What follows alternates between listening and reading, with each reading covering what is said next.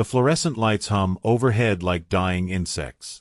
Nora Reeves stands at the pharmacy counter, her 9-month-old son Finn burning with fever against her chest. His tiny fists clench and unclench as he whimpers, a sound that tears through her heart with every breath. The pharmacist doesn't look up from her screen. $43.18. Nora's fingers tighten around her phone. The banking app shows $14.52. She's done the math 17 times in the past hour. There is no miracle that turns 14 into 43. Is there a generic option? Her voice cracks on the last word. The pharmacist's eyes finally lift. They sweep over Nora's thrift store jacket, her unwashed hair pulled into a messy bun, the baby whose cheeks burn red with infection. The judgment is subtle but unmistakable. This is the generic Han. Behind them, someone clears their throat. The universal sound of impatience. Of people with places to be and money to spend. Heat crawls up Nora's neck. Could you give me just a minute? She steps aside, pulling Finn closer as his whimpers turn to wails. Her sister Bella's voice echoes in her memory, from before the hemorrhage that stole her during childbirth. Promise me, Nora. Promise me you'll keep him safe. I'm trying, Bella. God, I'm trying. Her hands tremble as she opens her messages. She types desperately to her best friend. Emergency. Finn's sick. Need $50 for meds. She hits send just as Finn's cries escalate and a man behind her mutters something about people who can't afford kids. Her phone pings. Transfer received. $500. Sender. Silas Thorne. The world tilts sideways. 9 months ago, Nora Reeves was a completely different person.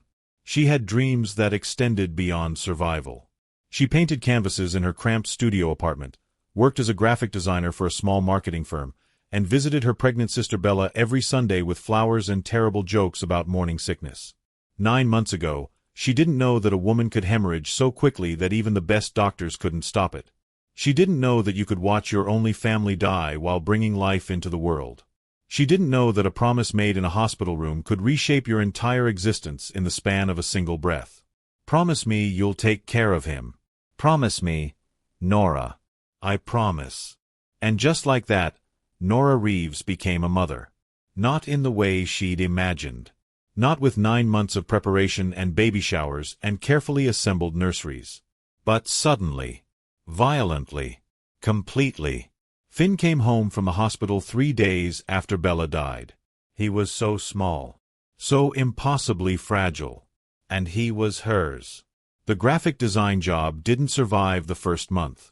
Too many sick days. Too many emergency calls from the daycare she couldn't afford. Too many mornings where she showed up with dried spit up on her shirt and exhaustion carved into her bones. So she took what she could find. Night cleaning at Thorne Industries. Weekend shifts at a coffee shop. Freelance work that paid pennies and took hours she didn't have. She sold her art supplies first. Then her furniture. Then everything that wasn't essential for keeping Finn alive and fed. And she learned what desperation really means. It means standing in a pharmacy with a feverish baby, unable to afford the medicine that will make him better. It means swallowing your pride and begging friends for money you can't repay. It means making mistakes. Mistakes like accidentally texting a billionaire CEO instead of your best friend.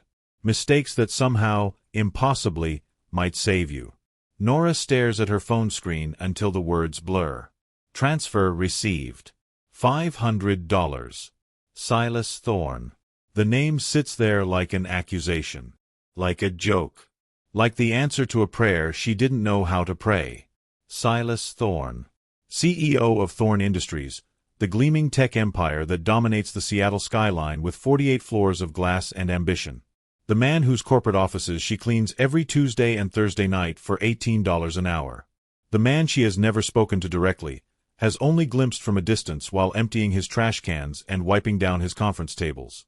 The man whose emergency contact information she'd saved in her phone 3 weeks ago when HR sent out a company-wide update, thinking it was absurdly funny to have a billionaire's number sitting right next to her best friend's. The man she has just accidentally begged for money. Oh no. The words escape as barely a whisper. Oh no, no, no. She frantically pulls up her messages, her heart dropping into her stomach as she sees the truth spelled out in cruel digital clarity. The text wasn't sent to Tessa Walls, her best friend who lives 2 blocks away and sometimes babysits Finn when Nora is drowning. It was sent to Silas Thorne, billionaire. Untouchable. Unreachable. And he replied, "This should cover the medication and any follow-up appointments. Please ensure the child receives proper care. No questions. No judgment. Just $500 and a clinical instruction that somehow makes her want to cry more than the fever, the poverty, the endless grinding weight of doing this alone. Miss." The pharmacist's voice cuts through her spiral. "Are you purchasing the medication or not?" Nora looks at Finn's flushed face. At the transfer confirmation glowing on her screen. At the impossible mercy of a stranger who exists so far outside her world, he might as well be mythical. "Yes."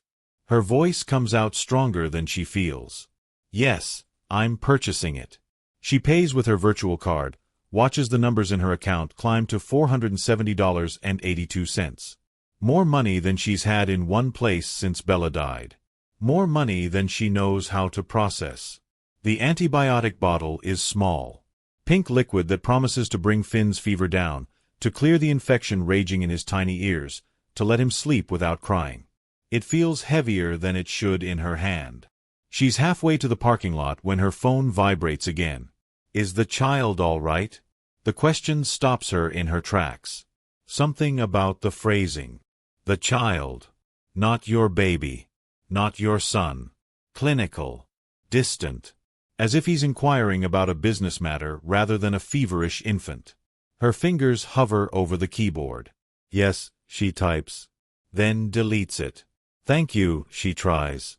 Deletes that too. Finally. "He will be. Thank you, Mr. Thorne. This was a mistake. I'll pay you back." The response comes so quickly she knows he must have been waiting. "That won't be necessary. However, we should discuss this further. My office, Monday, 9 a.m. Nora stops walking.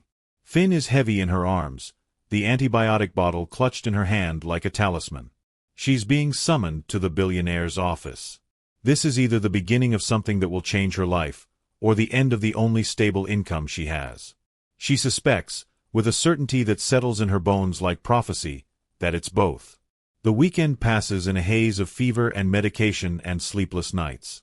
Nora measures time in doses of antibiotics, in the gradual cooling of Finn's skin, in the slow return of his smile. By Sunday evening, he's himself again, babbling at his reflection in the mirror, grabbing at her hair with sticky fingers, eating mashed banana with the enthusiastic mess of a baby who feels good enough to play with his food. She should feel relieved. She does feel relieved. But underneath the relief is a current of dread that won't quiet. Monday morning, 9 a.m. Silas Thorne's office. She has no idea what to expect. No framework for understanding why a billionaire would give a stranger $500 and then demand a meeting. The possibilities range from charitable to sinister, and her mind won't stop cycling through every option. Maybe he wants the money back. Maybe he's going to fire her from the cleaning job for inappropriate contact. Maybe he thinks she's running some kind of scam and plans to press charges. Or maybe, a small voice whispers, he's just kind. She dismisses that thought as quickly as it arrives. Billionaires don't become billionaires by being kind. They become billionaires by being ruthless, strategic, calculating. And she has no idea which version of Silas Thorne she'll meet on Monday morning. Tessa arrives Sunday night to watch Finn, taking one look at Nora's face and pulling the baby into her arms without question. "You look terrified," Tessa observes. "Want to tell me why you're meeting with the CEO of Thorne Industries tomorrow?" Nora sinks onto the couch, exhaustion pulling at her bones. "I accidentally texted him instead of you. Asked him for money for Finn's medication." Tessa's eyes go wide. "You what?" "He sent $500. No questions. Just sent it. And now he wants to see me." Tessa bounces Finn on her hip, her expression cycling through shock, amusement, and concern. "Okay. So either he's incredibly generous, or this is the setup for a true crime podcast." "Not helping, Tess." Did you Google him? Of course I Googled him. Nora pulls up her phone, showing Tessa the search results she's memorized over the past 2 days. 33 years old. Built Thorne Industries from a small startup to a tech empire worth billions. Focused on sustainable energy solutions and AI integration. Private. Rarely gives interviews. Never married. No public relationships. So he's rich, single, and mysterious. Tessa grins. This is either a romance novel or a horror movie, and I genuinely can't tell which. Nora takes her phone back, staring at the most recent photo of Silas Thorne. It's from a tech conference 6 months ago. He's standing at a podium, dark hair slightly too long, wearing a suit that probably costs more than her annual rent. But it's his eyes that catch her attention. Pale gray, almost silver, and utterly, completely unreadable. I just need this meeting to not end with me losing my job, Nora says quietly. Tessa's expression softens. You're going to be fine. Just be yourself. You're smart, you're capable, and you're doing an incredible thing raising Finn alone. Anyone who can't see that isn't worth your time. Even if that anyone is a billionaire. Especially if that anyone is a billionaire. Monday morning arrives too quickly. Nora drops Finn off at Tessa's apartment at 8:15, kissing his forehead 17 times before she can make herself leave. She's wearing her only interview suit. Black, slightly too large, purchased from Goodwill 3 years ago when she was desperately applying for anything above minimum wage. It doesn't fit right. The shoulders are too wide, the pants too long. But it's clean and professional and the best she has. The bus ride to downtown Seattle takes 40 minutes. She watches the city transform outside the window, neighborhoods shifting from residential to commercial, buildings growing taller, glass and steel replacing brick and wood. Thorne Industries occupies floors 32 through 48 of the Cascade Tower. The building is a monument to modern architecture. All glass and sharp angles, reflecting the gray Seattle sky like a mirror of ambition. Nora has entered this building hundreds of times. Always through the service entrance. Always at night. Always carrying her cleaning supplies and her invisibility. Today, she walks through the main lobby. The space is designed to intimidate. Marble floors polished to a mirror shine. A waterfall feature cascading down one wall with the soft sound of controlled nature. Modern art that probably costs more than she'll earn in a lifetime. Security guard sits behind a sleek desk, his uniform crisp and his expression neutral. She gives him her name, watching surprise flicker across his face as he checks his tablet. 32nd floor, he says, handing her a visitor badge. Elevators on your right. The elevator is glass-walled, offering a view of the lobby as it rises. Nora watches the ground fall away, her reflection ghostly in the polished steel doors. She looks exactly like what she is. A woman who doesn't belong here. Playing dress-up in a world of power. The doors open on the 32nd floor, and Nora steps into minimalist elegance. White marble. Chrome fixtures. Abstract art in shades of gray and blue. A receptionist who looks like she stepped out of a fashion magazine offers a smile that doesn't quite reach her eyes. Nora Reeves. Mr. Thorne is expecting you. The words sound surreal. Mr. Thorne is expecting you. As if this is normal. As if people like Nora meet with people like Silas Thorne every day. She's led down a hallway where the carpet is so thick her footsteps make no sound. Glass-walled conference rooms line both sides, filled with people in expensive suits conducting the mysterious business of making money from money. They stop before a door of frosted glass. Etched into the surface are 2 simple letters. A. The receptionist knocks once. Opens the door without waiting for a response. Ms. Reeves, sir. Nora steps inside and the door closes behind her with a whisper of expensive hinges. The office is enormous. Floor-to-ceiling windows offer a panoramic view of Seattle. Elliott Bay sparkles in the distance. The Space Needle rises like a promise. The sky is the particular shade of gray that means rain is coming. Silas Thorne stands at the windows, his back to her, hands clasped behind him. He's tall. She knew that from glimpsing him in hallways during her cleaning shifts. But up close in his domain, He seems to occupy more space than physics should allow. His suit is midnight blue, perfectly tailored to broad shoulders that taper to a narrow waist. Dark hair curls slightly against his collar, longer than corporate convention usually allows. "Mr. Thorne, Please sit, Ms. Reeves." His voice is deep, controlled, with an edge that might be exhaustion or might simply be the weight of command. He doesn't turn around. Nora sits in one of the leather chairs facing his desk. Her purse feels too large in her lap. Too shabby. Too everything. "I need to explain. The text was an accident. I meant to message my friend Tessa Walls. You're both in my contacts and I wasn't paying attention and I'm aware." Now he turns, and Nora's breath catches. Silas Thorne is beautiful in the way that museums are beautiful. Meant to be admired from a distance. Not touched. Sharp cheekbones. A mouth that looks like it's forgotten how to smile. And eyes of such pale gray they're almost silver. But there's something else. Something that makes her artist's eye, dormant since Finn was born, since survival became her only medium, prick with attention. He looks haunted. Your employment file indicates you're responsible for your deceased sister's child. He moves to his desk but doesn't sit, keeping the massive expanse of mahogany between them like a barrier. 9 months old.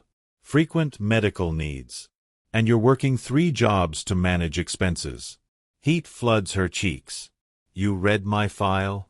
"I read everyone's file, Ms. Reeves. I make it a policy to know who has access to my company's facilities."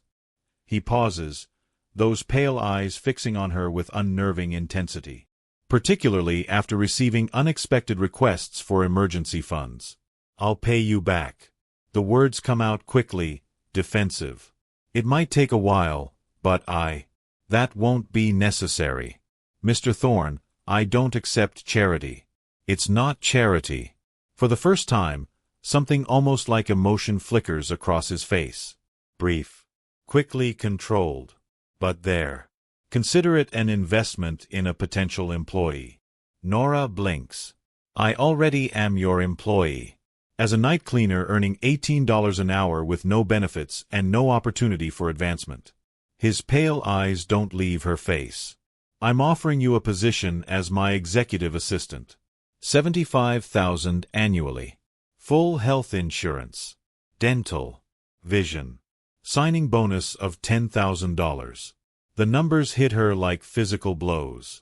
She grips the arms of her chair, the leather cool and smooth under her fingers. Her voice fails. She tries again. "What?" "You'll manage my schedule. Handle correspondence. Attend meetings. Coordinate with department heads." He speaks as if reciting a grocery list, clinical and detached. The position requires discretion, adaptability, and the ability to anticipate needs before they're articulated. "Why me?" The question escapes before she can filter it. Before she can remember that you don't question good fortune. You don't look gift horses in the mouth. You don't ask billionaires why they're offering you more money than you've ever imagined earning. But the question hangs in the air between them, and Silas Thorne goes very still. You have intelligence being wasted on work that doesn't challenge you. His voice is careful, measured. You have adaptability born of necessity. And you have... He pauses. Something crosses his face that she can't quite read. You have the unique quality of being someone who won't expect what you can't have. The phrasing is strange, weighted with meaning she can't decipher. "I don't understand." Silas Thorne is quiet for a long moment. His pale eyes study her with an intensity that makes her want to look away but won't let her. "I have a condition, Ms. Reeves." His voice drops, each word carefully measured. One that makes traditional working relationships complicated. "I require an assistant who can maintain strict professional boundaries. No physical contact. No emotional entanglement. No expectations beyond the scope of work." Nora's mind races, trying to understand. "You mean no touching?" "Precisely." Something like relief softens his features, brief as a breath. Most people find that difficult. They reach out instinctively. A handshake. A congratulatory pat. A steadying hand. I need someone who can respect absolute boundaries. Nora thinks of the past 9 months. Of navigating a world designed for partnerships while completely alone. Of learning to do everything single-handedly because there's no one to reach for. I can do that. The words come out quiet but certain. Boundaries are something I understand. His eyes search her face, and she has the unsettling feeling he's seeing far more than she means to reveal. The position starts tomorrow. HR will process your paperwork this afternoon. He finally moves, pressing a button on his desk. Ms. Chen will show you to what will be your office. Dismissed. Hired and dismissed in the same breath. Nora stands, her legs unsteady beneath her. At the door, she turns back. Mr. Thorne? A pause. Why did you help me? Really? For the first time, his expression cracks. Just for a moment. Revealing something raw and aching beneath the ice. Because I know what it's like to be desperate for something you can't touch. Then his face goes smooth again. Corporate mask sliding back into place. And Nora is left wondering what exactly Silas Thorne is desperate for, and why touching it would be his undoing. The next 3 weeks pass in a whirlwind of adaptation. HR processes her paperwork with efficient professionalism. She signs documents that feel surreal. Health insurance that covers Finn's pediatric visits. Dental coverage. Vision. A retirement plan that assumes she has a future beyond next month's rent. The signing bonus appears in her account the next morning. $10,000. She stares at the number until her eyes water, then immediately pays off 3 months of back rent, settles her overdue electric bill, and puts the rest into savings for Finn's future. Her office is on the 32nd floor, connected to Silas's by a door that stays mostly closed. It's small but elegant. A desk of pale wood. A leather chair that probably costs more than her old couch. Windows that overlook the city. There's a photo frame on the desk. Empty. Waiting. She brings a picture of Finn the next day. Him at 6 months, all gummy smiles and bright eyes. It looks out of place among the corporate minimalism, but it makes the space feel like hers. The work is challenging in ways she didn't expect. Silas Thorne's schedule is a complex puzzle of meetings, calls, presentations, and strategic decisions that impact thousands of people. Managing it requires anticipation, flexibility, and the ability to prioritize 17 urgent things at once. Nora discovers she's good at it. Better than good. She has a knack for seeing patterns, for understanding what Silas needs before he asks for it, for managing the constant demands on his time with diplomatic efficiency. But it's the boundaries that fascinate her. She watches how he navigates the world, always maintaining exactly 3 feet of distance from everyone.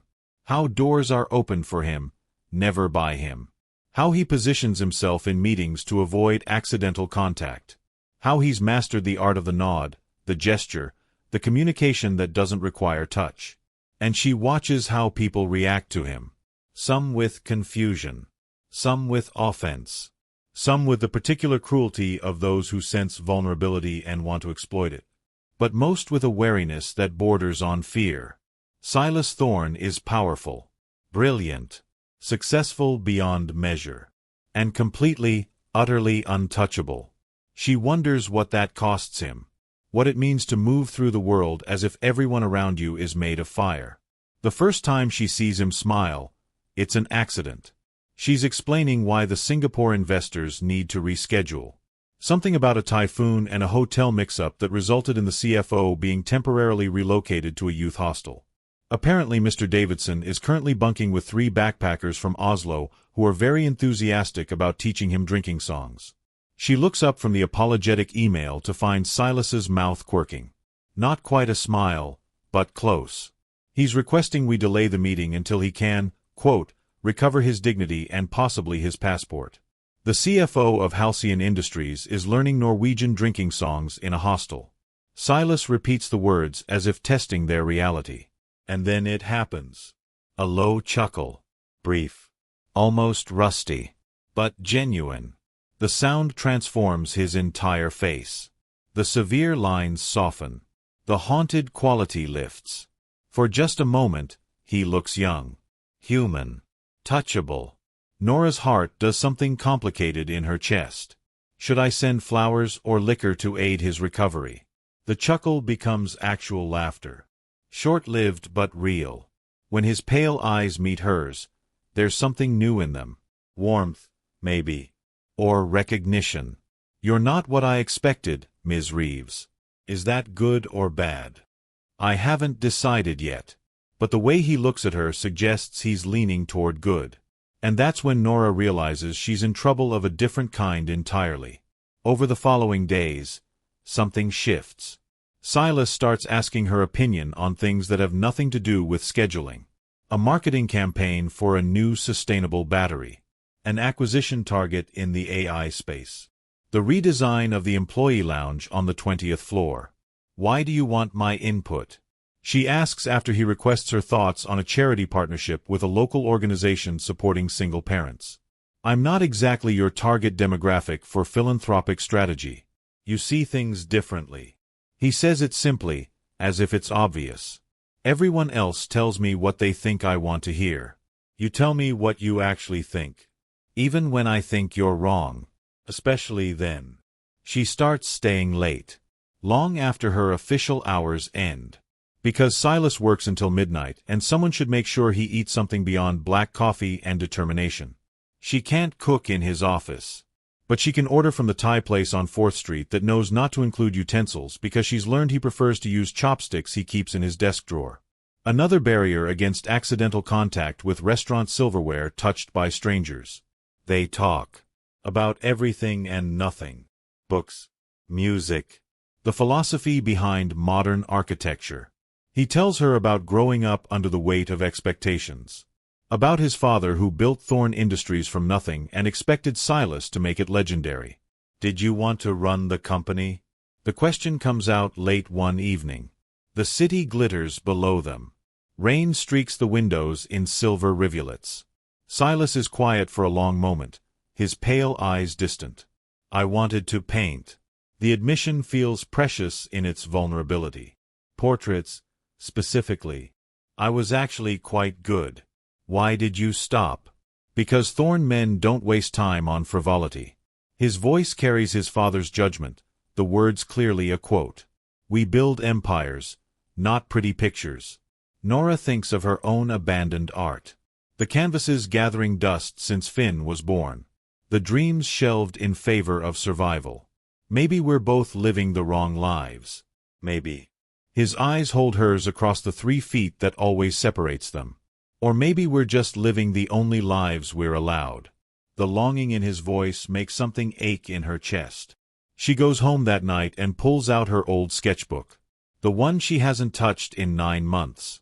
Her fingers feel clumsy on the pencil, out of practice, but the urge to create is still there. Buried but not dead. She draws Finn sleeping. Then Tessa laughing. Then, before she can stop herself, she draws Silas Thorne. His face takes shape on the page. Those sharp cheekbones. That haunted expression. But she adds something else. Something she's only glimpsed in moments. A softness around his eyes. A hint of smile. The person he might be if the world let him. She tears the page out and throws it away before she leaves for work the next morning. It feels too intimate. Too revealing. Too dangerous. By the end of the 3rd week, Nora has settled into a rhythm. Morning drop-off at the new daycare that accepts her health insurance. Bus to downtown. Work from 8 to 5, sometimes later. Pick up Finn. Dinner. Beth. Bedtime. Then freelance graphic design work until midnight to build up her savings. It's exhausting. But it's sustainable in a way her old life never was. And there are moments, small and precious, that feel almost like joy. Finn's first word. Mama. Spoken while reaching for her in the daycare parking lot. Silas's rare smiles when she makes an observation that surprises him. The paycheck that appears in her account every 2 weeks. More money than she's ever earned. Enough to breathe. But underneath the stability is a current of something she doesn't want to name. She notices things about Silas that she shouldn't notice. The way his voice drops half an octave when he's tired. How he runs his hand through his hair when he's frustrated, making it stand up in ways that should look ridiculous but don't. The rare moments when his guard drops and she sees the loneliness beneath. She tells herself it's observation, professional attention to detail. But Tessa sees through her immediately. You're in love with him. There at Nora's apartment. Finn is asleep in his crib. Tessa is eating leftover Thai food and looking at Nora with a particular expression of someone who knows you too well to believe your lies. I am not. Nora focuses very intently on washing dishes that are already clean. You light up like a damn Christmas tree every time you talk about him. He's my boss. That's called professional enthusiasm. Tessa snorts. That's called you're gone for him and you know it. Nora sets down the dish with more force than necessary. It's not, we're not, he can't be touched, Tessa. By anyone. Ever. What kind of relationship would that be? The kind where you're both clearly miserable pretending you don't feel what you feel? That's not productive thinking. When has love ever been productive? The word love hangs in the air between them. Heavy. Undeniable. Nora sinks into a chair, exhaustion pulling at her bones. Even if I did feel something, which I'm not admitting, it doesn't matter. He's made it very clear he needs strict professional boundaries. No emotional entanglement. Those were his exact words. Tessa reaches across the table, taking Nora's hand. Honey, I've seen the way you look at him. And I'm willing to bet he looks at you the same way when you're not watching. He doesn't. When was the last time he smiled before you started working for him? Nora opens her mouth. Closes it. She has no answer. Exactly, Tessa says gently. You've brought something into his life that wasn't there before. Maybe that scares him. Maybe that scares you too. But pretending it's not happening won't make it go away. That night, alone in the dark, Finn sleeping peacefully in the next room, Nora lets herself admit the truth. She's falling for Silas Thorne. Falling for his rare smiles and his careful distance and the loneliness he tries so hard to hide. Falling for the man who sent $500 to a stranger's sick baby without question. Falling for the way he listens when she talks as if her thoughts matter. As if she matters. And it's completely, utterly hopeless. Because even if he felt the same way, which is a fantasy she shouldn't entertain, they exist in different worlds. She's a single mother barely keeping her head above water. He's a billionaire CEO with a condition that makes physical touch impossible. The distance between them isn't just 3 feet. It's an unbridgeable chasm. She falls asleep telling herself to be grateful for what she has. A good job. Health insurance. Stability. She doesn't need anything more. She can't afford to want anything more. But her dreams betray her. In sleep, there are no boundaries. In sleep, she can touch him. And in sleep, he touches back. The breaking point comes on a Thursday evening in late October. Thorne Industries is hosting a product launch for their new sustainable energy solution. 3 years in development. Silas's passion project. A battery system that could revolutionize renewable energy storage. The event is massive. Held in the grand ballroom of the Fairmont Olympic Hotel. Investors. Press. Politicians. Everyone who matters in Seattle's power structure. Nora manages the logistics from the sidelines. Coordinating with the catering staff. Ensuring the presentation materials are perfect. Troubleshooting 17 small crises before they become large ones. But mostly, she watches Silas. He's brilliant on stage. Commanding without being aggressive. Articulating a vision of the future that makes people believe in impossible things. His passion for the technology is evident in every word, every gesture. This isn't just business for him. This is purpose. The keynote ends to thunderous applause. Questions from the press. Handshakes Nora watches him carefully avoid. Then the reception begins, and the real work of networking starts. Nora positions herself near the edge of the ballroom, ready to intercept anyone who might try to touch Silas inappropriately. It's become second nature. Reading the room. Identifying potential hazards. Running interference. She sees Senator Morrison approaching, flushed with champagne and enthusiasm. Sees him extend his hand. Sees Gabrielle Thorne, Silas's sister, moving to intercept but getting blocked by a cluster of journalists. And she sees Silas make the calculation. Refusing the handshake would cause a scene, would raise questions, would potentially compromise the launch and the relationships they've built. So he takes the senator's hand. His face goes white. Nora is moving before she thinks. Crossing the ballroom. Reaching him just as his knees buckle. Her hand closes on his elbow to steady him. The world explodes. She's drowning in sensation that isn't hers. The senator's cancer diagnosis he's hiding from everyone.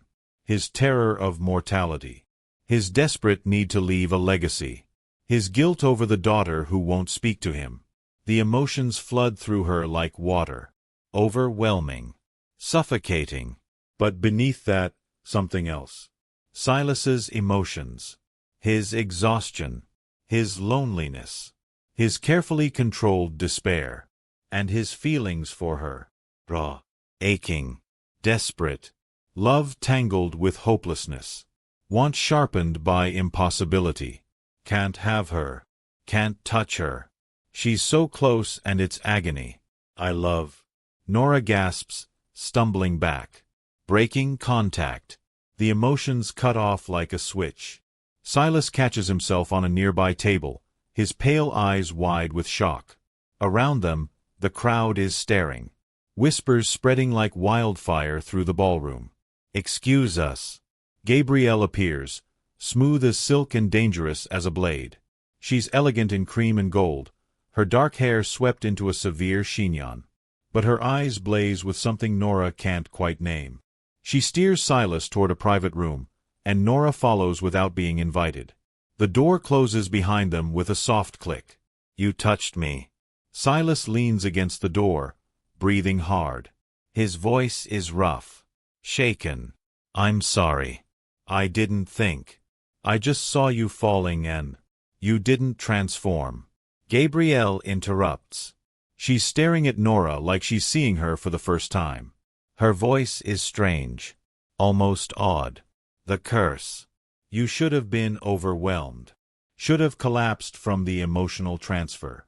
But you're standing. I felt it. Nora admits. Her hand still tingles from the contact. The senator's emotions and she stops, looking at Silas. And yours. The silence is absolute. Ms. Reeves. You love me. The words come out as a whisper. But in the quiet of the room, they sound like a shout. Silas looks away, jaw tight. What you felt was merely, don't. The word comes out harder than she intends. Don't insult both of us by lying. I felt it, Silas. Everything. Gabrielle makes a small sound. Distress or warning. Nora can't tell. This changes nothing. Silas's voice shakes despite his words. The curse remains. One moment of contact doesn't. Then let's try again. Are you insane? Gabrielle moves between them, her elegant composure cracking.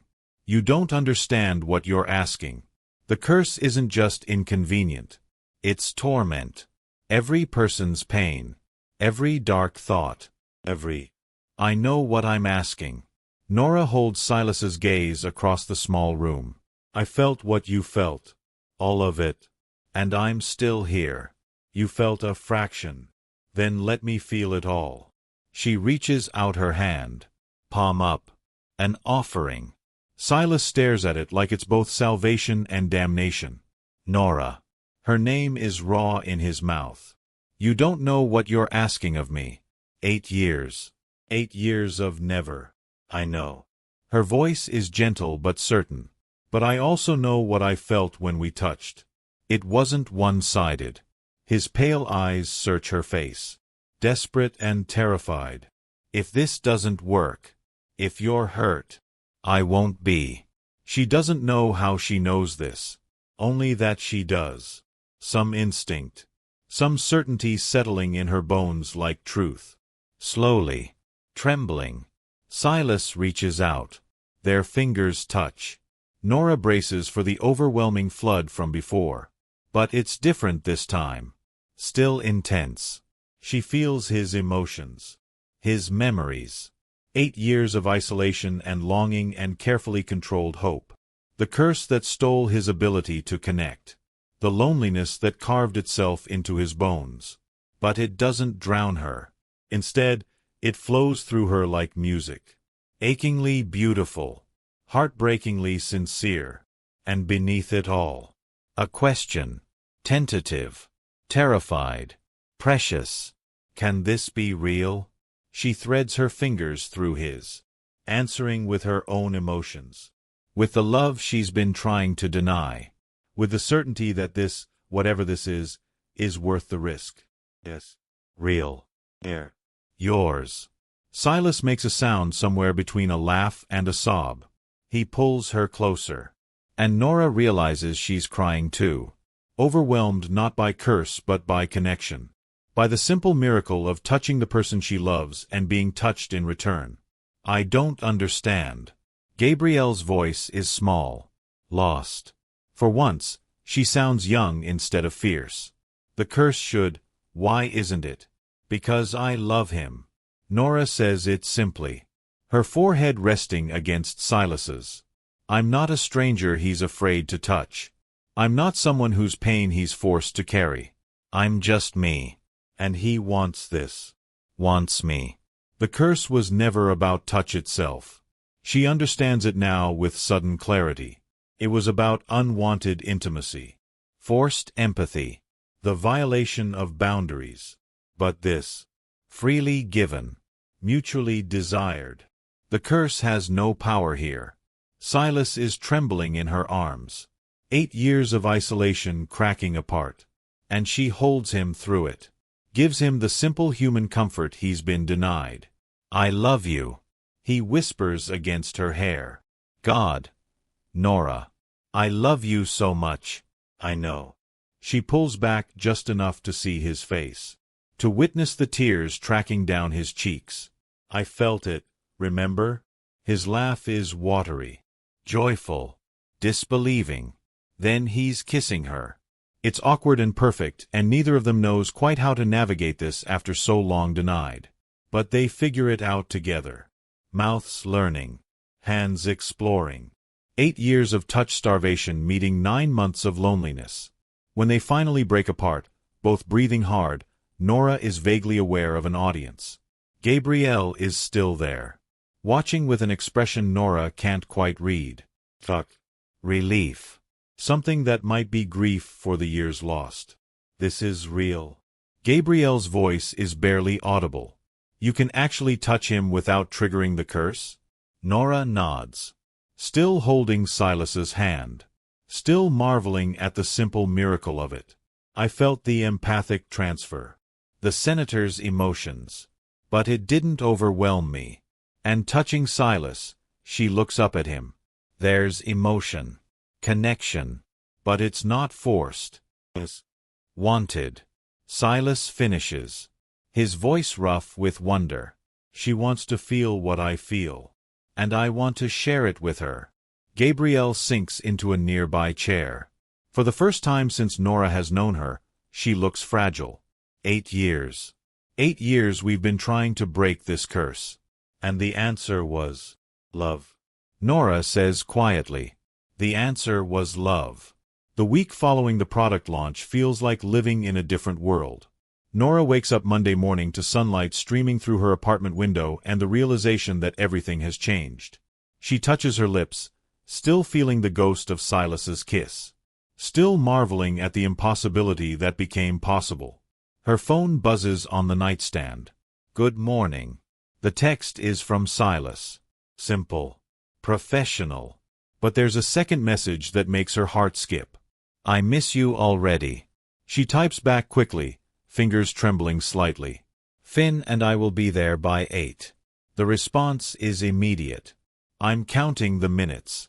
Tessa arrives at 7:30 to watch Finn, taking one look at Nora's face and grinning like she's won the lottery.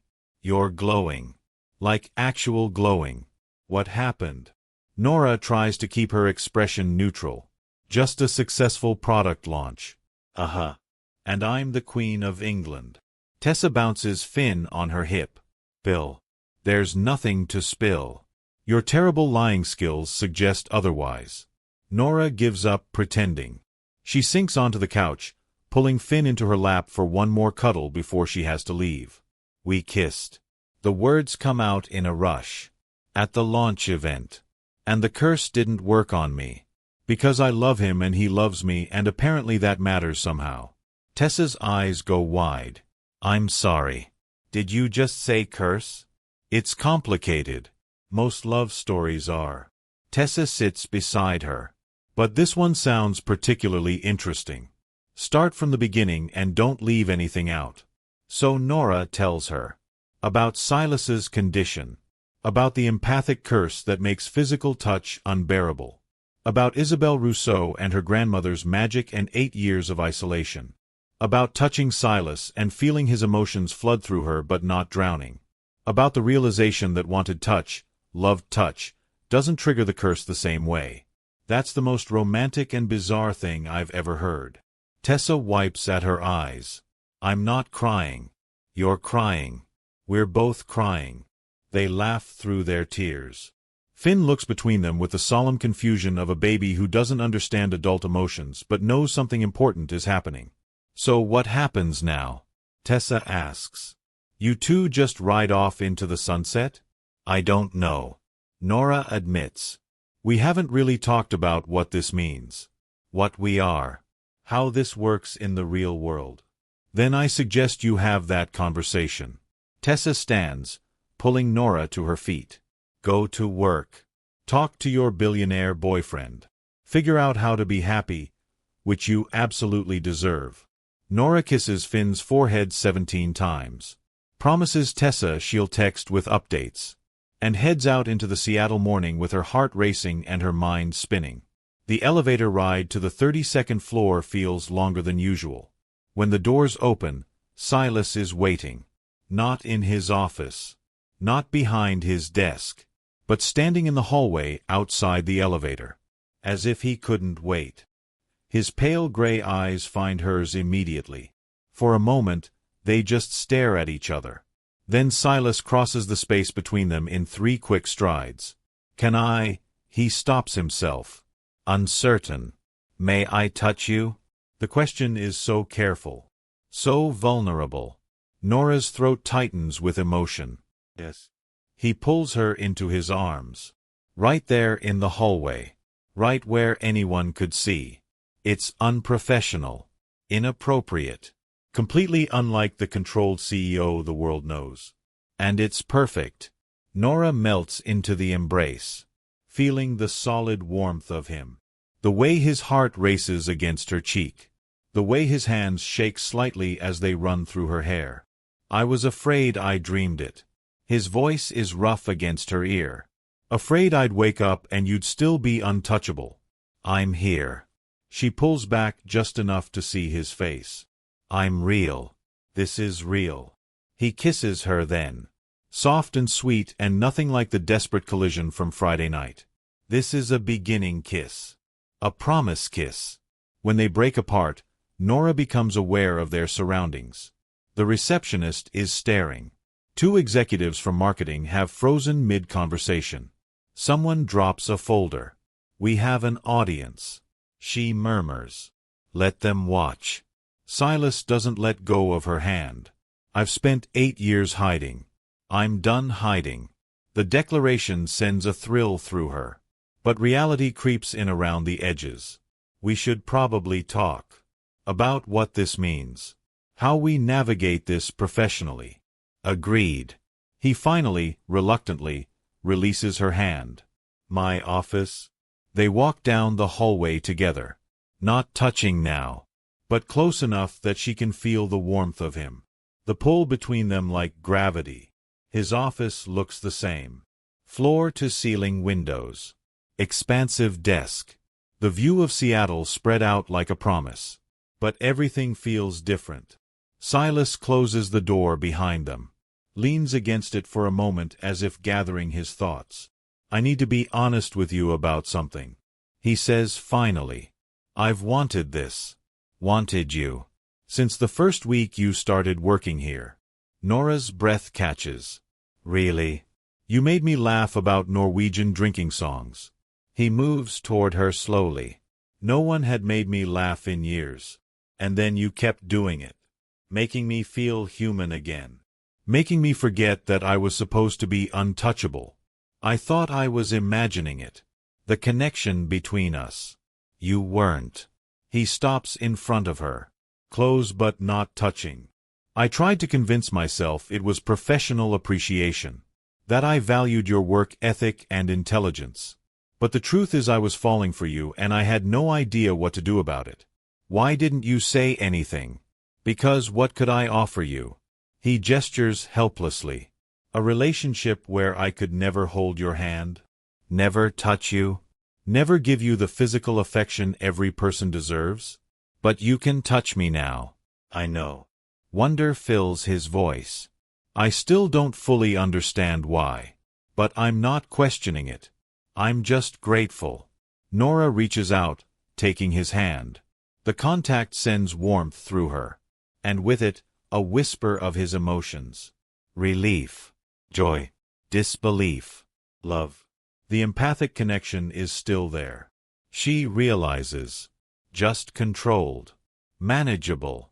I can feel what you're feeling. She says quietly. Not overwhelming. More like an awareness. Does it bother you? No. She threads her fingers through his. It's actually kind of beautiful. Like we're sharing something no one else can. His expression softens. I've spent 8 years experiencing everyone's emotions whether I wanted to or not. But with you, it's different. It's a choice we're both making. They stand there in the morning light. Hands joined. Hearts open. Then Nora's practical side reasserts itself. We need to establish some ground rules. For work. Silas nods. You're right. What do you suggest? Professional boundaries during office hours. No kissing in the hallway, no matter how much I might want to. He smiles at that. Agreed. What else? I'm still your assistant. You're still my boss. That creates a power dynamic we need to be careful about. I would never use my position to. I know. She squeezes his hand. But other people might not know that. We need to be above reproach professionally. Then we'll be scrupulously professional. He considers.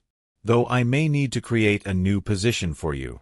Something that removes the direct reporting relationship. Like what? Director of Strategic Initiatives. It's a role I've been meaning to fill. You'd work on high-level projects across departments. Report to the board rather than directly to me. That sounds suspiciously like a promotion. It's a recognition of your actual value to this company. He says seriously. You're wasted as an executive assistant, Nora. You have vision. Ideas. The ability to see connections others miss. She wants to argue. To say she's happy where she is. But the truth is, she's been having ideas. Seeing inefficiencies. Imagining solutions. Can I think about it? Of course. No pressure. They talk for another hour. Mapping out what their relationship might look like. The challenges they'll face. The questions that don't have easy answers. What about Finn? Silas asks. How do we navigate me being part of your life when you have a child to consider? The question catches her off guard. She'd been so focused on the miracle of touching him that she hadn't thought ahead to the practical realities. I don't know. She admits. I've never dated anyone since Finn came into my life. I don't have a roadmap for introducing him to someone. There's no rush. Silas says gently. We can take this as slowly as you need. But I want you to meet him. Properly. Not just as my boss but as the man who loves his mother. The words settle between them. True and terrifying and wonderful. Yes. Nora breathes. As that. Then we'll figure it out together. A knock on the door interrupts them. Come in. Silas calls, and they step apart automatically, reverting to professional distance. Gabrielle enters. She's impeccably dressed as always. But there are shadows under her eyes that suggest she didn't sleep well. I need to speak with both of you. Her voice is carefully controlled. About what happened Friday night. Of course. Silas gestures to the chairs. Please sit. Gabrielle shakes her head. I'd rather stand for this. She takes a breath, gathering herself. I owe you both an apology. Especially you, Nora. I've been watching you since you started working here. Suspicious. Waiting for you to make a mistake. Waiting for you to hurt Silas the way. She stops, jaw tight. The way Isabel hurt him.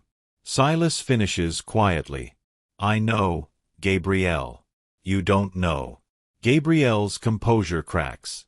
You don't know what it was like watching you go through that. The curse breaking you down day by day. Feeling everyone's pain until you couldn't tell where their emotions ended and yours began. Her voice breaks on the last words. I thought I was protecting you by keeping everyone at a distance. By enforcing the boundaries. By making sure no one got close enough to hurt you again. You were protecting me. Silas moves toward his sister. You've always protected me. At what cost? Gabrielle looks at him with eyes full of old grief. You've been alone for 8 years because I convinced you that was safer. That isolation was better than risk. You didn't convince me of anything. I chose that because I couldn't bear the thought of drowning in someone else's pain one more time. But Nora doesn't make you drown. Gabrielle looks between them. She somehow breaks the curse without breaking you. And I've spent the entire weekend trying to understand how that's possible. Love. Nora says simply. That's the difference. He wants me to touch him. Wants to share emotions with me. So the curse doesn't see it as an invasion. Gabrielle is quiet for a long moment. I consulted with someone. She says finally. A curse specialist. Someone who understands old magic. Silas goes still. Who? Her name is Delphine. She lives on an island in the San Juans. Studies folkloric magic and curse mechanics. And what did she say? That the curse is working exactly as intended. Gabrielle meets Silas's eyes. Isabel didn't curse you to never feel touch. She cursed you to never feel wanted. The words land like stones. I don't understand. Silas says slowly. Think about it. Gabrielle's voice is gentle now. Every time someone touched you after the curse, you experienced their emotions. Often negative. Often painful. Because most human contact is transactional. People want something from you. Your approval. Your money. Your power. So every touch confirmed that you weren't wanted for yourself. Exactly. Gabrielle turns to Nora. But you don't want anything from him. You didn't even know who he was when you accidentally texted him. You just needed help. And he gave it freely. And when I started working here, I didn't change. Nora realizes. I never treated him differently because he's a billionaire. I just saw him as a person who needed someone to make sure he ate lunch. A person, not a position. Gabrielle nods. That's why the curse doesn't work on you. Because your touch comes from genuine care, not ulterior motive. And his response to you is genuine desire for connection, not fear of invasion. The explanation settles over them like revelation. So the curse isn't broken. Silas says. It's just not triggered by Nora. Correct. Gabrielle confirms. With everyone else, you'll still experience the empathic transfer.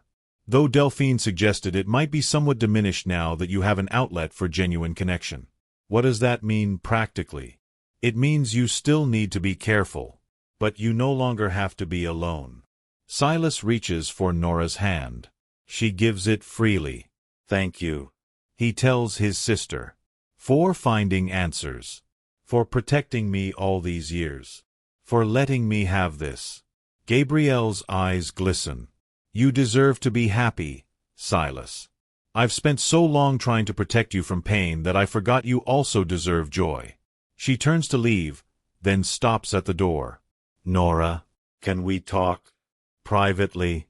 Nora glances at Silas, who nods encouragement. She follows Gabrielle out of the office and down the hall to Gabrielle's domain on the 48th floor. Gabrielle's office is all white and chrome and severe elegance. But today, Gabrielle looks anything but severe. She looks tired. Human. I want to apologize, Gabrielle says once the door closes, for how I treated you. The warnings.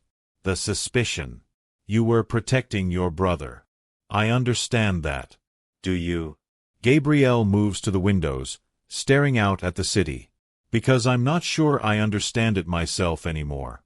She's quiet for a moment. Then she speaks, and her voice is raw. 8 years ago, I was the one who introduced Silas to Isabel. Nora goes still. She was brilliant. Beautiful. From an old French family with connections we needed for a European expansion. Gabrielle's reflection in the glass looks haunted. I thought she was perfect for him. What happened? Silas fell hard. Proposed within 6 months. Started planning a future. Gabrielle's hands clench at her sides. But Isabel was unstable in ways we didn't see at first. Possessive. Volatile. When Silas tried to slow things down, suggest a longer engagement, she became obsessed. And when he finally ended it, she cursed him. Gabrielle turns, and Nora sees old guilt written across her face. Used her grandmother's magic to make him untouchable. Then killed herself 3 months later to ensure it could never be reversed. Nora's breath catches. I'm so sorry.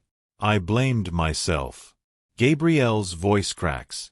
I brought her into his life. I encouraged the relationship. And when it all fell apart, I couldn't fix it.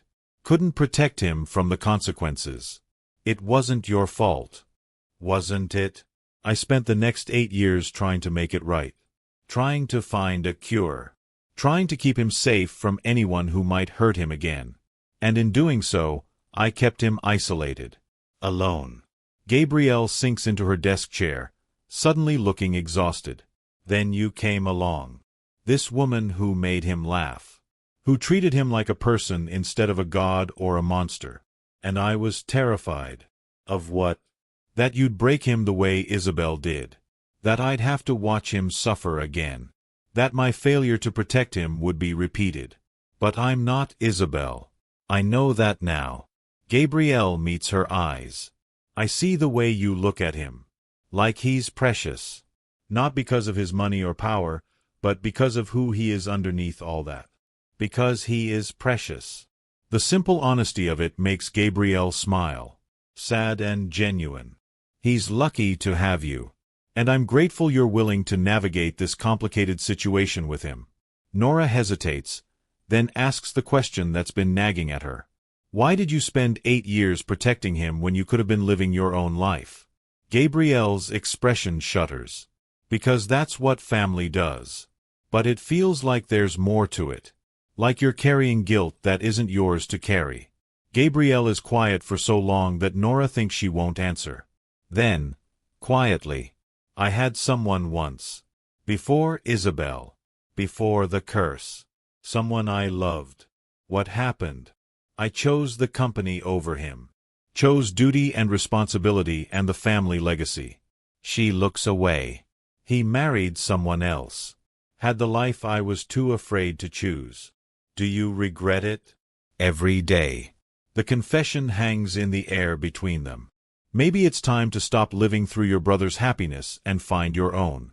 Gabrielle laughs, but there's no humor in it. I wouldn't even know where to start. Neither did I. Nora says gently. 9 months ago, I was drowning in grief and poverty. I couldn't see past the next day. But life surprised me. Gave me something I didn't know I needed. And you think life might surprise me too? I think you've spent 8 years in your own kind of prison. Maybe it's time to let yourself out. Gabrielle doesn't respond. But something in her expression shifts. Thoughtful instead of defensive. Thank you, she says finally, for loving my brother, for seeing him, and for not giving up on me either. Nora leaves Gabrielle's office feeling like something important has shifted. Not just between her and Silas, but in the whole tangled web of past hurt and present healing. The weeks that follow are a study in balance. Professionally, Nora and Silas are scrupulously proper. She accepts the position as Director of Strategic Initiatives, gets a new office on the 35th floor, reports to the board instead of directly to him. But everyone knows. The rumors spread through Thorne Industries like wildfire. The CEO and the former cleaning lady. The billionaire and the single mom. The cursed man and the woman who somehow broke his isolation. Some people are supportive, charmed by the unlikely love story. Others are vicious. Whispers about gold digging. About manipulation. About a desperate woman using her child to trap a wealthy man. Nora tries not to let it bother her. Tries to focus on her work and prove her worth through results rather than defending herself. But some days, it's hard. You could sue them for harassment. Silas says one evening. They're in his penthouse apartment downtown. A space of glass and minimalism that Nora is slowly making more human with throw pillows and actual colors. That would just make it worse. She's curled on his couch, his arm around her shoulders. Let them talk. Eventually, they'll find something new to gossip about. I hate that they're hurting you. They're just scared. People don't trust what they don't understand. And we're definitely outside the realm of normal. He kisses the top of her head. Normal is overrated. Easy for you to say. You're a billionaire CEO. I'm the girl who needed money for baby formula. You're the woman who accidentally changed my entire life with a single text message. The wonder in his voice never gets old. Introducing Silas to Finn happens on a Sunday afternoon in November. Nora has been putting it off. Nervous about mixing these two parts of her life. But Silas has been patient. Waiting for her to be ready. He arrives at her apartment at 2 o'clock. Carrying a bag from a toy store that looks suspiciously expensive. I may have gone overboard. He admits. I've never bought gifts for a baby before, and the sales associate was very enthusiastic. Inside the bag are developmentally appropriate toys, board books with textured pages, and a stuffed elephant that plays classical music. This is too much. Nora protests. It's exactly the right amount. He sets the bag down, suddenly nervous. Is he awake? Just woke up from his nap. She leads him to the living room where Finn is in his play area, surrounded by blocks. Finn looks up at the stranger entering his space. His expression goes serious. Assessing. Hi, Finn. Silas crouches down to the baby's level. I'm Silas. I'm a friend of your mom's. Finn studies him with the intense focus of a 9-month-old deciding whether to cry or smile. Then he holds up a block. For me. Silas takes it carefully. Thank you. This is a very nice block. Finn giggles. Reaches for another block and offers that one too. And just like that, the ice is broken. Nora watches them play together. Silas building towers for Finn to knock down. Making silly faces that earn baby laughter. Handling the tiny human with the same focused attention he brings to billion-dollar deals. He's a natural. She realizes with a warmth that spreads through her chest. He's going to be good at this. Later, after Finn is fed and bathed and sleeping peacefully, they sit together on the couch. Thank you. Silas says quietly. For letting me be part of this. Part of your life with him. He's part of me. If you want me, you get both of us. I want both of you. He pulls her close. I know it's fast. I know we're still figuring this out. But I need you to know I'm serious about this. About us.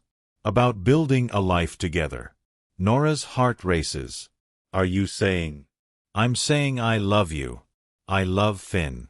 And if you'll let me, I want to be part of your family. She kisses him instead of answering with words.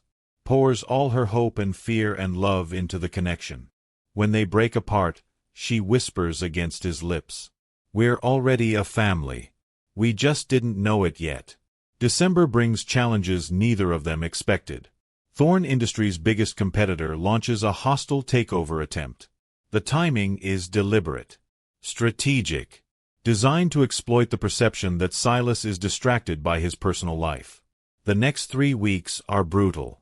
18-hour days, emergency board meetings, legal battles, strategic maneuvers that require every ounce of Silas's brilliance and focus. Nora supports him however she can, managing logistics, coordinating between departments, becoming the comm center in a storm of corporate warfare. But she also sees the toll it takes. Silas starts pulling away, not emotionally, but physically, as if the stress is making him revert to old patterns of isolation. "Talk to me." She corners him in his office late one Friday night. "Tell me what you need. I need to focus." His voice is tight. "I can't afford distractions right now." "Is that what I am? A distraction?" "No." He closes his eyes. "God, no. You're the only thing keeping me sane. But this takeover attempt, if we lose..." "We won't lose. You don't know that." "Then let me help." She moves closer. "Let me be your partner in this, not just someone you're protecting." He looks at her. Really looks. And she sees the fear beneath his controlled exterior. "What if they're right?" He says quietly. "What if I am distracted? What if being with you makes me weaker?" The words cut. But Nora understands where they're coming from. "Do you believe that?" "I don't know what I believe anymore. I just know I can't fail. Too many people depend on this company." "Then don't fail." She takes his hand. "But don't push me away either. We're stronger together, Silas. Let me prove it." The turning point comes from an unexpected source. Gabrielle has been working behind the scenes, using her connections, gathering intelligence. And she uncovers something crucial. The hostile takeover is being funded by a shell corporation with ties to Isabelle Rousseau's family. This isn't just business. Gabrielle tells them in an emergency meeting. This is personal. They're trying to destroy you because of what happened with Isabelle. Silas goes very still. After 8 years. Revenge doesn't have an expiration date. Gabrielle's expression is grim. They blame you for her death. And they're willing to dismantle everything you've built to make you pay. The revelation recontextualizes everything. This isn't about corporate strategy. It's about old grudges and unfinished grief. And suddenly, Nora sees the solution. "We need to meet with them," she says. "Face to face. No lawyers. No intermediaries. Absolutely not." Gabrielle snaps. That's exactly what they want. A chance to hurt Silas directly. "Let them try," Silas says quietly. His pale eyes have gone cold. Determined. "I'm tired of running from Isabelle's ghost. If her family wants answers, I'll give them answers." The meeting is arranged for neutral territory. A private room in a downtown hotel. Silas, Gabrielle, and Nora on one side. 3 members of the Rousseau family on the other. Isabelle's uncle Philippe does the talking. He's elegant and angry and carrying 8 years of unresolved grief. "You broke her heart," he says without preamble. "She loved you and you threw her away like she was nothing." "I didn't throw her away." Silas's voice is steady. "I ended a relationship that wasn't healthy for either of us." "That's not a crime." "She killed herself because of you." "She killed herself because she was ill." Silas doesn't flinch from the accusation. "And I will carry that guilt for the rest of my life. But I won't be destroyed by it." "You destroyed her." "No." Nora speaks up for the first time. "She destroyed him." She places a folder on the table. Inside are medical records, therapy notes, documentation of the curse and its effects. For 8 years, your niece's curse has made Silas's life a living hell. Unable to touch anyone without experiencing their pain. Isolated. Alone. That's what Isabelle left him with. Not because he broke her heart, but because she wanted to break him. Philippe reads through the documents, his expression shifting from anger to uncertainty. This is real. The curse. Silas removes his jacket, rolls up his sleeve, extending his bare arm across the table. Touch me, he says. See for yourself. Philippe hesitates, then reaches out. The moment their skin makes contact, Philippe gasps. His eyes go wide. For 30 seconds, he experiences what Silas experiences. The flood of emotions. The invasion of privacy. The overwhelming weight of unwanted empathy. When Silas pulls away, Philippe is shaking. My God. He whispers. 8 years of this. 8 years. Silas confirms. So yes, I ended our engagement. And yes, Isabel was devastated. But what she did to me was torture. And I refuse to apologize for surviving it. The room is silent. Finally, Philippe speaks. I didn't know. His voice is hollow. She told us you'd abandoned her. Betrayed her. We thought we were avenging an innocent victim. She was a victim. Gabrielle says quietly. Of her own mental illness. Of a family that enabled instead of getting her help. But she was also someone who chose cruelty when she couldn't have control. Philippe looks older suddenly. Tired. We'll withdraw the takeover attempt. He stands. And I will personally ensure no further action is taken against you or your company. He pauses at the door. I'm sorry. For what she did to you. And for what we tried to do in her name. After they leave, the three of them sit in silence. It's over. Gabrielle finally says. Actually over. Silas reaches for Nora's hand. Because you had the courage to confront them when I would have just fought. Because we're a team. She reminds him. That's what this means. That night, in Silas's penthouse, they celebrate. Not with champagne or grand gestures. But with quiet connection. With the simple miracle of being together without fear hanging over them. I was thinking. Silas says. There on the couch, Nora curled against his side. About what comes next. Next. For us. He shifts to look at her. I know it's only been 2 months.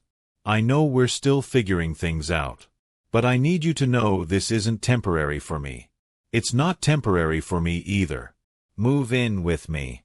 The request catches her off guard. What? You and Finn. Move in here. His penthouse has more space than you know what to do with. Finn could have his own room. You could have a studio for your art. Silas, that's too fast. I know. But I'm 33 years old and I've spent 8 of those years alone. Now that I have you, I don't want to waste any more time. Nora's mind spins. It is too fast. She should say no. Should insist they take things slowly. But the truth is, she doesn't want to go slowly either. Okay. She hears herself say. Yes. We'll move in. His smile is radiant. Really? Really? But on one condition. Anything. Let me pay rent. I'm not a charity case, Silas. I need to contribute. The penthouse is paid off. I don't have a mortgage. Then let me contribute to utilities. Groceries. Something. I need to feel like an equal partner in this. He studies her face. Then nods. Equal partners. I can agree to that. They seal the agreement with a kiss. Christmas arrives with unexpected magic.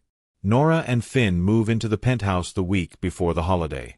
Silas has transformed one of the spare bedrooms into a nursery that looks like something out of a magazine. Soft blues and grays.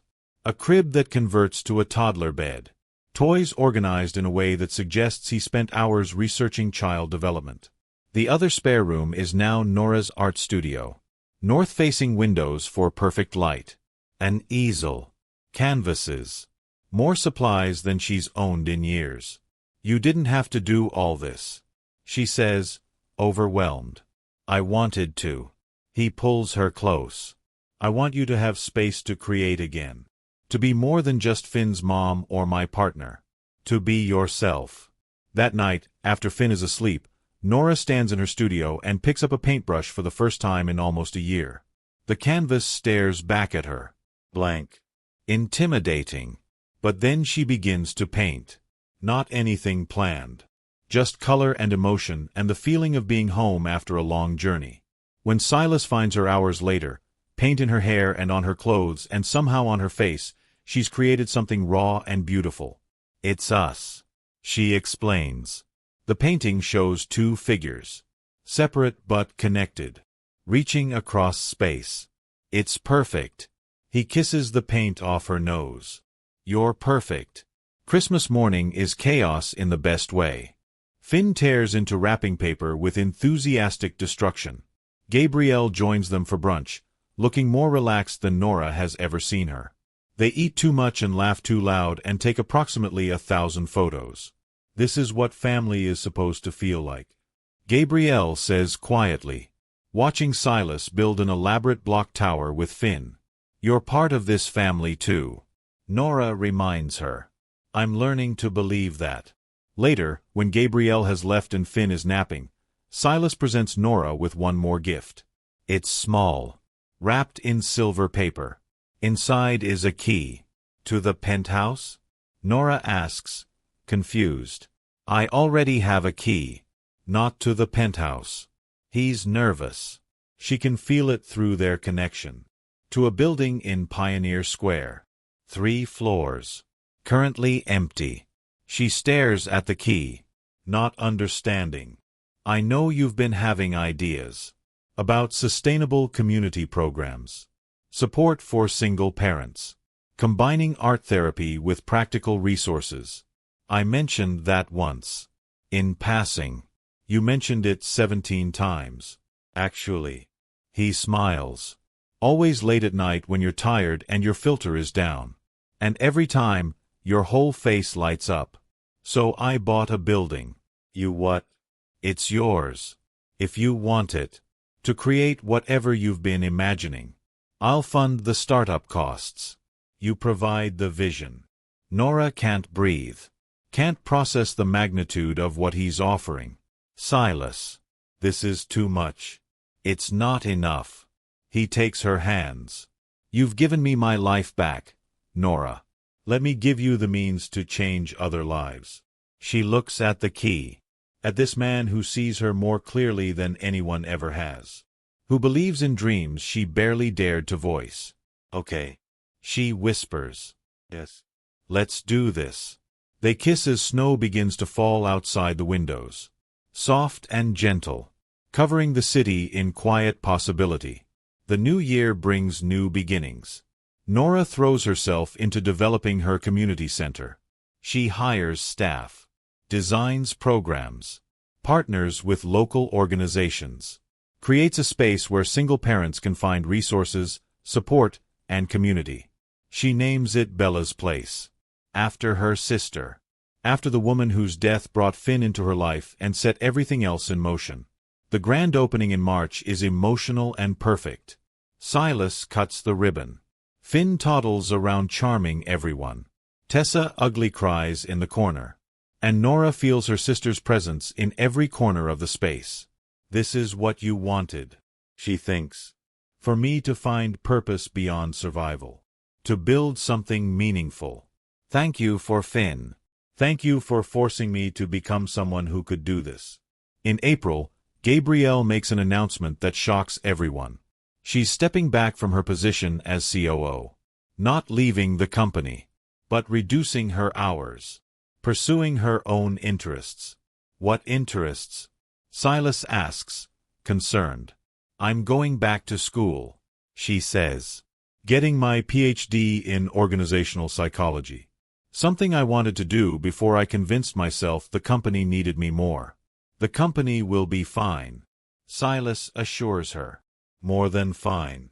You've earned the right to your own life. Gabrielle's smile is genuine. I'm learning that from Nora. That it's never too late to choose yourself. By summer, they've settled into a rhythm that feels sustainable. Silas runs his empire. Nora builds her community center. Gabrielle pursues her studies. Finn grows and thrives and calls Silas Dada, which makes everyone cry the first time. They're not a conventional family, but they're theirs. One evening in July, Silas takes Nora to the rooftop of the penthouse building. The city spreads out below them, lights twinkling like earthbound stars. The sound of traffic a distant hum. "I have something to ask you," he says. His nervousness floods through their connection. "Silas, before you answer, I need you to know this isn't about obligation or gratitude or any of the complicated dynamics we've navigated. This is just me asking you, because I can't imagine my life without you in it." He drops to one knee. Nora's breath catches. "I was cursed to be untouchable, condemned to isolation. And then you sent a text message to the wrong number and everything changed. You didn't just break the curse, Nora. You taught me that being wanted is worth the risk of being hurt." He opens a small box. Inside is a ring. Simple. Elegant. A single diamond that catches the fading light. "Will you marry me? Will you let me spend the rest of my life being the partner you deserve? The father Finn deserves? The man who gets to wake up every day grateful for that accidental text message?" Nora is crying. Happy tears streaming down her face. "Yes." She doesn't hesitate. Yes to all of it. He slides the ring onto her finger. Stands. Pulls her into his arms. And as they kiss above the city, Nora marvels at the impossible chain of events that brought them here. A sick baby. An empty bank account. A desperate text sent to the wrong contact. Any one of those things could have gone differently. Should have gone differently. But they didn't. And now she's here. Engaged to a man who loves her. Building a life that matters.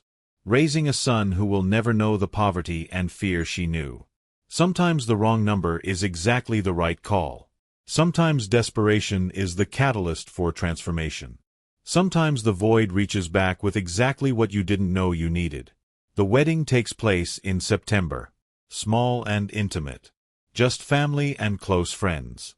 On the rooftop where Silas proposed, with the city as their witness. Finn is ring-bearer, taking his job very seriously as he toddles down the aisle. Gabrielle officiates, having gotten ordained online specifically for this purpose. Tessa stands as maid of honor, crying before the ceremony even begins.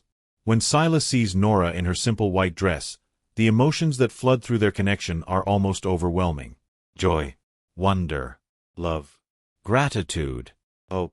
She feels all of it, and sends back her own. They exchange vows they've written themselves. "I promise to always text you first," Nora says through tears. "Even when I mean to text someone else." The guests laugh. "I promise to always reply." Silas responds. Even when the request seems impossible. Especially then. "I promise to see you. Not your money or your power or your curse. Just you. I promise to see you too. The woman who changed my world with her courage and her kindness. The mother who would do anything for her child. The artist who paints in colors I'm still learning to name. By the power vested in me by the Internet and the state of Washington." Gabrielle's voice breaks. "I now pronounce you husband and wife." They kiss as the sun sets over Seattle. As their found family cheers. As Finn claps his tiny hands and yells Dada and Mama with equal enthusiasm. The reception is joyful chaos. Dancing and laughter and toasts that make everyone cry. Silas's business partners mixing with Nora's community center clients. Wealth and struggle sharing the same space and finding common ground. This is what the world should look like. Gabrielle observes. Different lives intersecting. Different stories weaving together. She's standing next to a man Nora doesn't recognize. Tall, kind eyes. Holding Gabrielle's hand with casual intimacy. Later, Gabrielle introduces him. This is Marcus. Not Marcus from the office. A different Marcus. We met in one of my graduate seminars. He's a social worker. Marcus explains. Apparently, we both have strong opinions about systemic barriers to mental health care. We argued for 3 hours. Gabrielle's smile is soft. It was the best conversation I'd had in years. Nora looks between them, seeing the connection, the possibility. I'm happy for you. She means it. I'm happy for me too, Gabrielle admits. Turns out, letting go of control occasionally leads to good things. As the night winds down, Nora finds herself on the edge of the rooftop, looking out at the city. Silas joins her, wrapping his arms around her from behind. What are you thinking about? Just how different everything is from a year ago. How impossible this all would have seemed. Do you miss your old life? She considers the question honestly. I miss Bella. Every day. I wish she could see Finn growing up. See what we've built. She would be proud of you. I hope so. Nora leans back against him. But no, I don't miss the struggle. The fear. The constant feeling of drowning. Good. Because I plan to spend the rest of our lives making sure you never feel that way again. She turns in his arms, looking up at her husband, her partner, her home. You already have. They stand there as the city lights flicker on one by one, as their guests laugh and dance behind them, as Finn sleeps peacefully inside, watched over by Tessa. 1 year ago, Nora Reeves was desperate, alone, out of options. Now she's anything but. And it all started with a mistake. The wrong number that was actually the right one. The accidental text that saved not just her baby, but her entire life. She'll never stop being grateful for that moment of panic in the pharmacy. For the fumbling fingers that selected the wrong contact. For the billionaire who responded with unexpected grace. Sometimes, she's learned, the universe has a plan you can't see until you're living it. Sometimes desperation is the doorway to destiny. And sometimes, the mistakes we make turn out to be the best decisions we never knew we were making. The moral of the story isn't complicated. Reach out when you're drowning, even if you reach for the wrong hand. Even if asking for help feels impossible. Because you never know who might reach back. You never know whose life you might change. Or who might change yours. Love comes from unexpected places. Healing happens in surprising ways. And family is whoever shows up when you need them most. Nora learned all of this from a single text message. From a desperate plea sent to a stranger. From a billionaire who saw past his own pain long enough to help someone else. The curse that was meant to isolate Silas forever became the very thing that helped Nora recognize genuine connection. The poverty that nearly destroyed her became the foundation for a community center helping hundreds. The death that shattered her world brought Finn into it. And Finn brought her to Silas. Everything connects. Every pain has purpose, even when we can't see it. Every struggle shapes us into someone who can handle what comes next. As the wedding reception ends and they head inside to their life together, Nora makes a silent promise. She'll never take this for granted. Never forget where she came from. Never stop reaching out to help others the way Silas helped her. Because that's what love does. It transforms. It multiplies. It reaches across impossible distances and says you're not alone. And sometimes, it starts with the simplest thing. A text message. A cry for help. A stranger who becomes everything. The wrong number that saves your life. Thanks so much for listening, everyone. If you enjoyed the story, consider giving it a like and leave a comment. It really helps.